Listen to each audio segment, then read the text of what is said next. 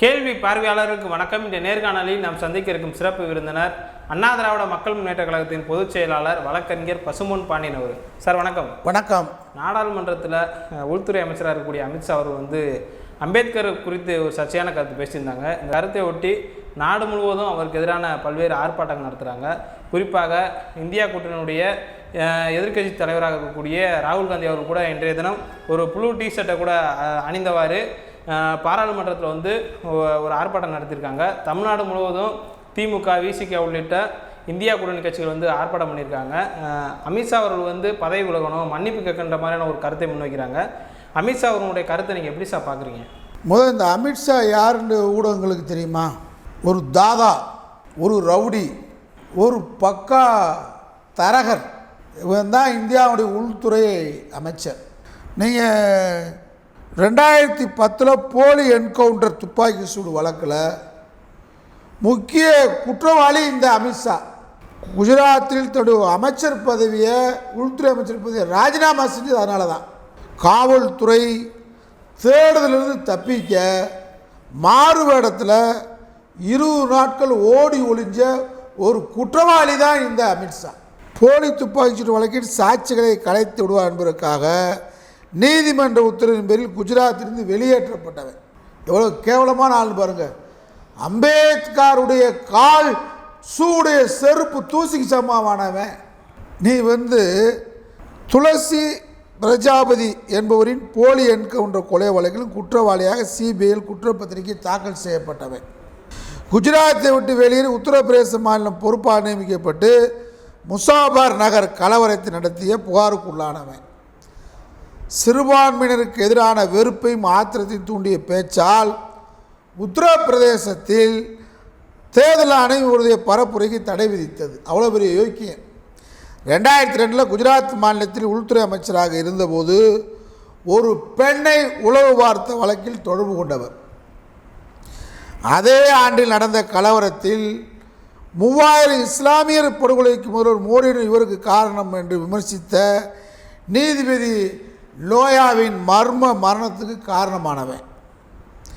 நீதிமன்றத்தால், இப்போ நான் சொன்னல ரவுடி, இது பசும்பொன் பாண்டியன் சொல்லலை, நீதிமன்றத்தால் இன்றைய உள்துறை அமைச்சராக கூடிய அமித்ஷாவை தடிபார்னா ரவுடி என்று அழைக்கப்பட்டவர். உலகின் பிரபலமான ஊடகவியலான ராணா அயூப் சொன்ன வார்த்தை முற்றிலும் பொருந்தும். மோடிக்கு எதையும் கொடுக்கக்கூடிய ஒரு ஆள். சப்ளைன் சர்வீஸ் மோடி. அண்ணல் அம்பேத்கர் குறித்து இவர் பேசுவதற்கு எந்த தகுதியும் இல்லை, யோக்கியதும் இல்லை.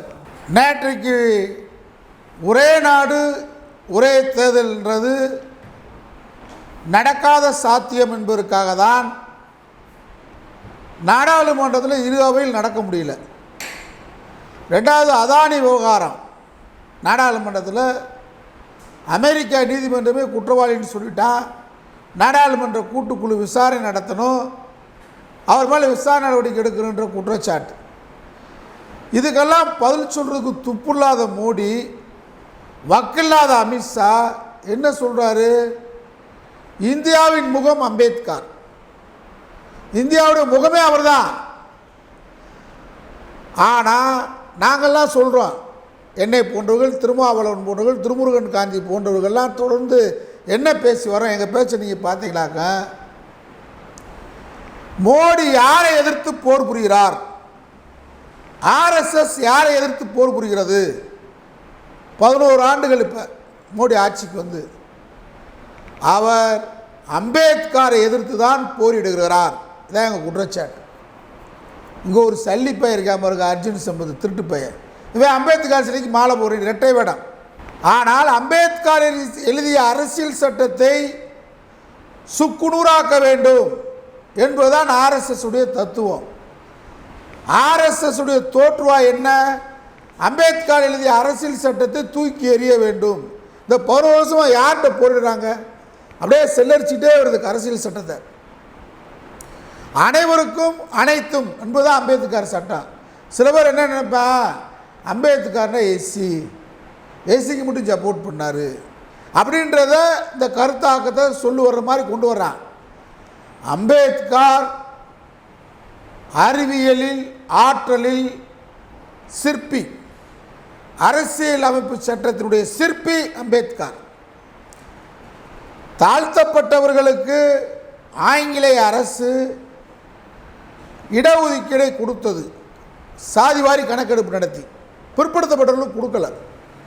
ஆனால் அம்பேத்கர் சட்ட அமைச்சராகவே நாடாளுமன்றத்தில் அவர் சட்ட அமைச்சர் பதவியை ராஜினாமா செய்த காரணங்கள் என்ன சொல்லியிருக்காருன்னா, பிற்படுத்தப்பட்டவர்களுக்கு சுதந்திர இந்தியாவில் ஜாதிவாரி கணக்கெடுப்பு நடத்தி அவர்களுக்கு இடஒதுக்கீடு கொடுக்க மறுக்கிறது இந்த அரசு. நான் பலமுறை பிற்படுத்தப்பட்ட இடஒதுக்கீடு வழங்க கமிஷன் அமைக்கிறேன் என்று கேட்டுக்கொண்டேன். அரசு மறுக்கிற காரணத்தால் நான் சட்ட அமைச்சர் பதவியை ராஜினாமா செய்கிறேன். அவர் யாருடைய முகம்? அவர் தாழ்த்தப்பட்ட மக்களுடைய முகமா? பிற்படுத்தப்பட்ட மக்களுக்கு இடஒதுக்கீடு கொடுக்க வேண்டும், கமிஷன் அமைக்க வேண்டும்.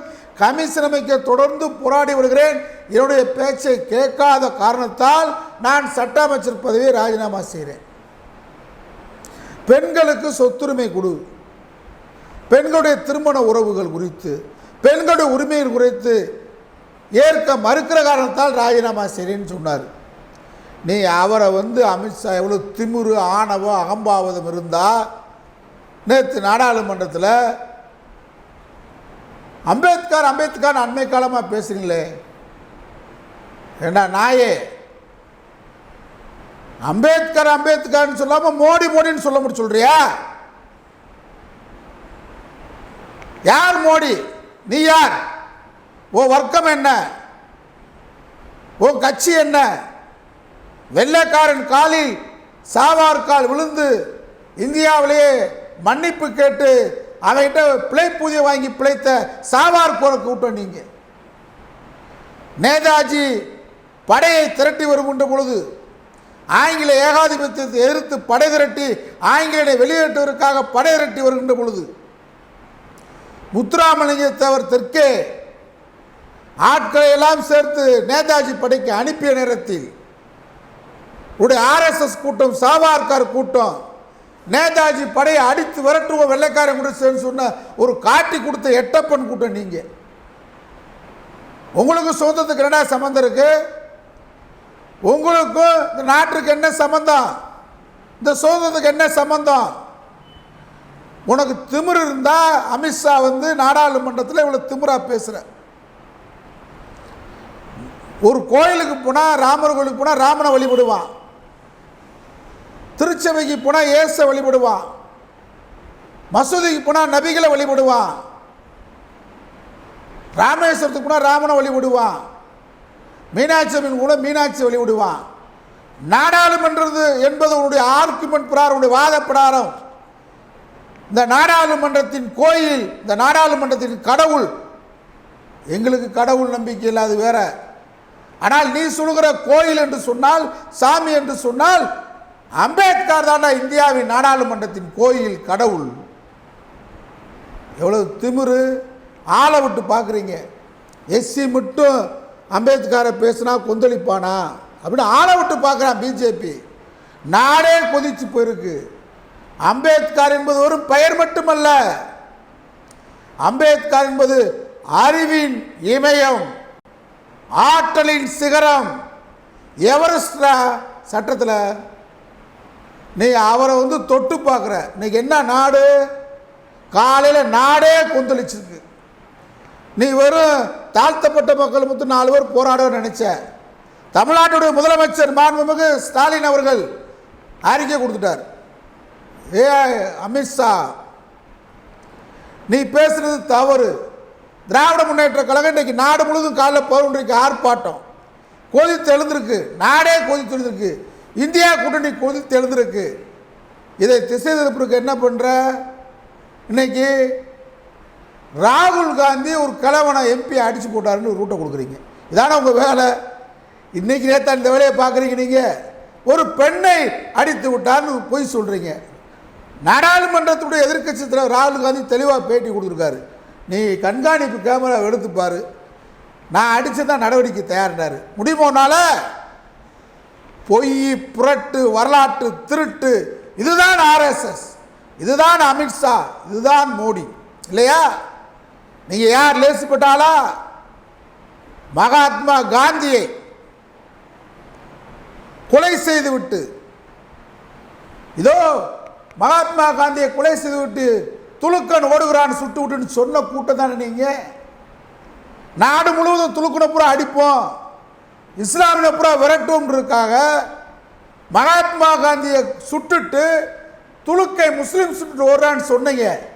அன்னைக்கு மவுண்ட் பேட்டன் பிரபு இருந்தார், ஜவஹர்லால் நேரு இருந்தார், உடனே ஸ்பாட்டுக்கு வந்தாங்க. டேய் களவாணி பேலா, மகாத்மா காந்தியை சுட்டது ஒரு பாப்பாண்டா, ஆர்எஸ்எஸ் காரன் சொன்னார்ரா. அன்னைக்கு மோடி மட்டும் பிரதமராக இருந்தால் நீங்கள் சாதிச்சிருப்பீங்க. மவுண்ட் பேட்டன் இருந்தார். அது மட்டுமல்ல, சுட்டுட்டு இந்த கோட்ஸேன்ற பாப்பான் இஸ்மாயில் பச்சை குத்திருந்தான். அந்த கூட்டம் தான் நீ தான் இன்னைக்கு மாற்றி பேசுகிற. நேற்று அம்பேத்கரை பேசிட்டு நாடு கொந்தளிச்சிருச்சு. அம்பேத்கர் என்பது ஒரு சாதாரண நெருப்பு நினைச்ச, அம்பேத்கர் என்பது காட்டாற்று வெள்ளம். இன்னைக்கு அம்பேத்கர் என்பது இந்தியா முழுவதும் தீப்பிடிச்சு எரியுது.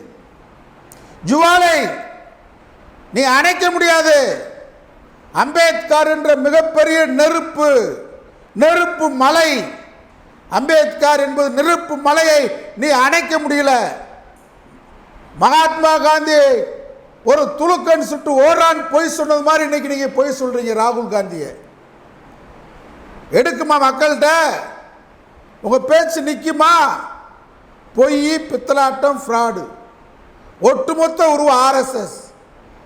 ஒன்று அமித்ஷா மன்னிப்பு கேட்கணும், அம்பேத்கரை பற்றி பேசியதற்கு மன்னிப்பு கேள், ராஜினாமா செய், இல்லை நாட்டை விட்டு ஓடு. இல்லை என்றால் பாரதிய ஜனதா கட்சி இந்தியாவில் இதுதான் இறுதி அத்தியாயம். பாரதிய ஜனதா கட்சிக்கும் மோடிக்கும் அமித்ஷாவுக்கும் அம்பேத்கரின் பெயரை இழிவுபடுத்திய காரணத்தால் முடிவுரை எழுதப்படும் தமிழகத்தில் மட்டுமல்ல இந்தியாவில். அதான் நிலவரம். இன்னைக்கு நீ மாற்றி பார்க்குற, திசை திருப்பி பார்க்குற, உன் திசை திருப்பு நாடகம் எடுபடாது. கடந்த காலத்தில் திசை திருப்புனீங்க, எடுபடாது. ஒரே இந்தியா, ஒரே தேர்தல், உங்களுடைய நாடகத்துக்கு முற்றுப்புள்ளி வைக்கிறதா நீங்களே வம்ப இழுத்துட்டீங்க. உங்கள் தலையில் நீங்களே கொல்லிக்கட்டை வச்சு சொரிஞ்சிட்டீங்க. அம்பேத்கர் என்கின்ற ஆயுதம் மிகப்பெரிய ஆயுதம்டா.